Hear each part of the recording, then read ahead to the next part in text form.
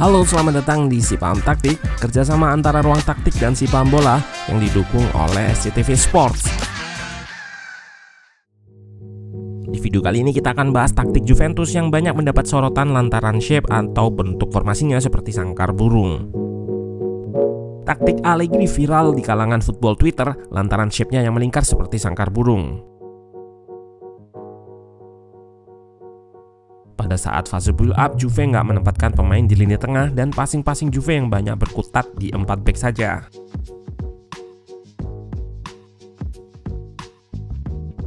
Dilihat dari statistik pasca laga, match ini nggak banyak menghasilkan peluang-peluang berkualitas. Hal ini terlihat juga dari XG kedua tim yang rendah, dari 9 shot milik Sampdoria dan 10 shots milik Juventus.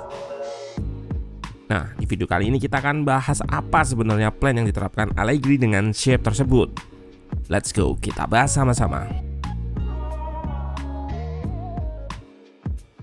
Allegri menggunakan formasi 4-3-3 dengan Locatelli sebagai lone pivot dan McKennie serta Rabiot sebagai double eight.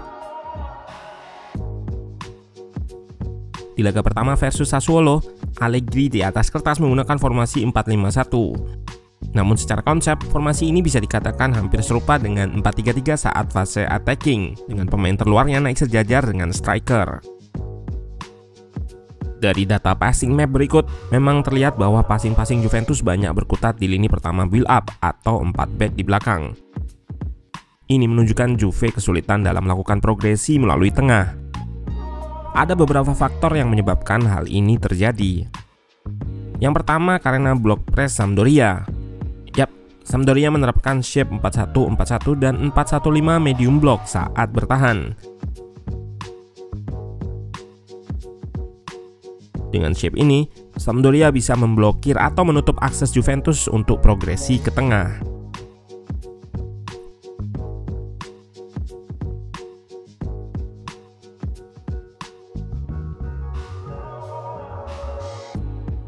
Pada laga sebelumnya, Sassuolo nggak menaruh banyak pemain sebagai first line pressure sehingga Juve masih bisa progresi melalui lini tengah.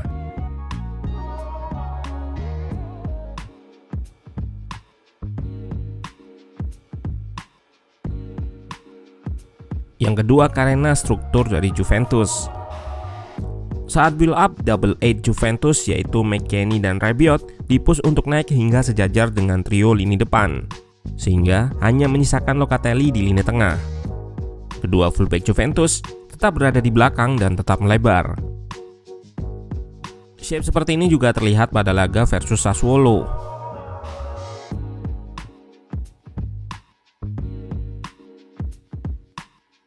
Jika ditinjau dari prinsip permainan, dengan shape ini memang menjadikan Juventus nggak ada koneksi di lini tengah. Namun Allegri punya maksud dengan shape tersebut. Game plan Allegri mendorong double eight-nya naik adalah untuk menciptakan situasi menang jumlah 5 versus 4 dengan backline Sampdoria. Dengan shape tadi, Filip Kostic di area sayap kiri menjadi pemain yang unmarked dan dijadikan target direct progresi dari lini pertama. Dengan kata lain, dijadikan wide target man.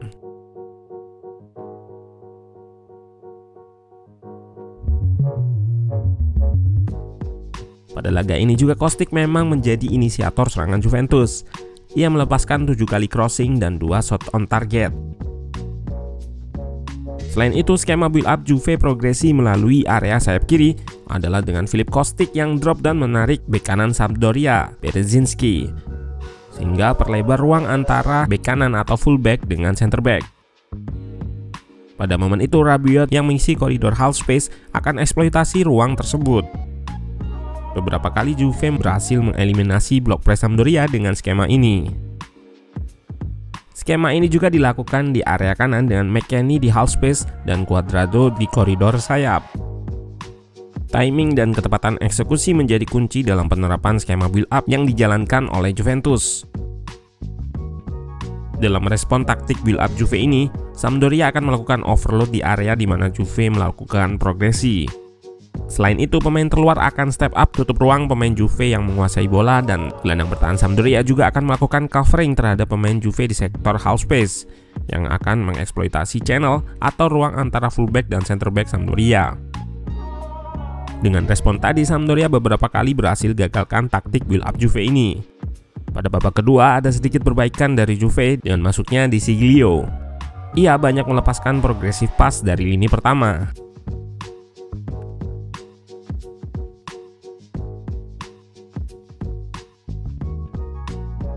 Allegri memang pelatih yang lebih menekankan aspek defensif atau bertahan.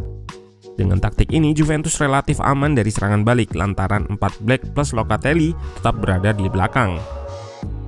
Pun begitu, seperti terlihat dari papan skor dan XG tadi, pertandingan ini minim peluang. Menarik untuk kita lihat respon di match selanjutnya. Apakah ada perubahan atau tetap menggunakan taktik sangkar burung ini?